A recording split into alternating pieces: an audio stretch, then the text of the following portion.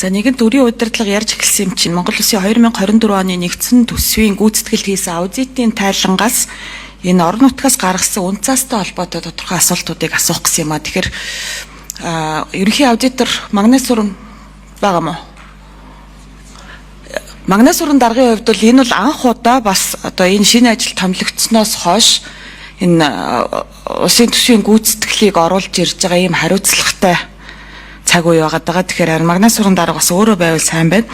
За тэгэхээр аудитын байгууллагаас хийсэн тайланд орон нутгийн дотоод үнд цаас гэд өнгөрсөн жилийн хувьд болохоор нийслэл Улаанбаатар хот дотоодод болон гадаадад хэд хэдэн удаа үнд цаас гаргасан байгаа. За тэгээд тайлан тонд бол 798.3 тэрбум төгрөгийн орон нутгийн дотоод үнд цаас шинээр гаргасан. За эхний ээлжний нээлттэй арилжаасан 500 тэрбумын 300 тэрбум төгрөгийг 14% хүүтэй босгосон. За үүнийг бөөрөлжтийн цахилгаан станцд өгсөн.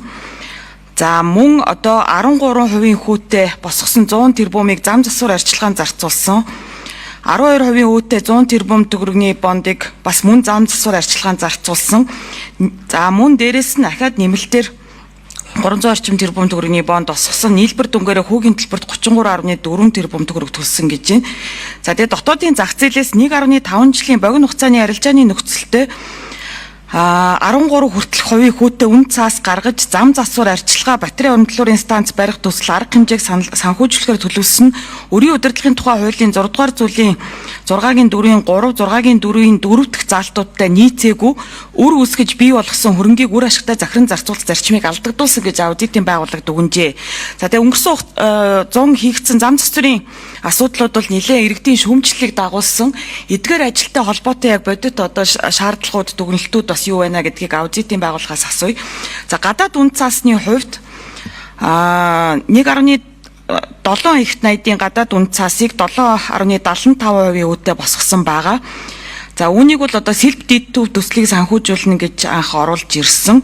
За тэгээд аудитын дүгнэлтэнд self deed-ийн төслийн ажил эхлээгүй шалтгаанаар тус үн цаасны 500 сая $400 400 сая $ыг 24 оны 12 дугаар сарын 31-ний өдрийн ханшаар хөрвүүлж 1.329 тэрбум төгрөгийг арилжааны 7 банк нь 6-аас 24 сарын хугацаатай жилийн 12.5-аас 16.1% хүүтэй төгрөгийн үлдэгдэл 100 сая $100 худлаа хөгжлийн банкнд 24 сарын хугацаатай жилийн 8.5% хүүтэй валютын хадгаламж тус байршуулсан байна гинэ.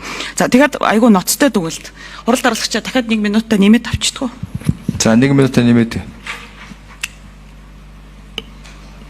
За нэгэнт энэ бондын валютаар хожигдсон бондын мөнгө зарцуулагдаагүйгаас энд нэг айгүй ноцтой дүгнэлт байна л да. Жилийн эцэст арилжааны банкнуудад байршуулсан хадгаламжийн хүүгээс 11.6 тэрбум төгрөгийн хүүгийн авлага бүртгэсэн боловч тус үнэт цаасны хуримтлагдсан хүү 14.7 тэрбум төгрөг, ханшийн зөрүүгээр 2.6 тэрбум төгрөгийн алдагдал хүлээж тус бондын их усрыг ашиглаагүй нийт 5.7 тэрбум төгрөгийн алдагдлалд орсон байна.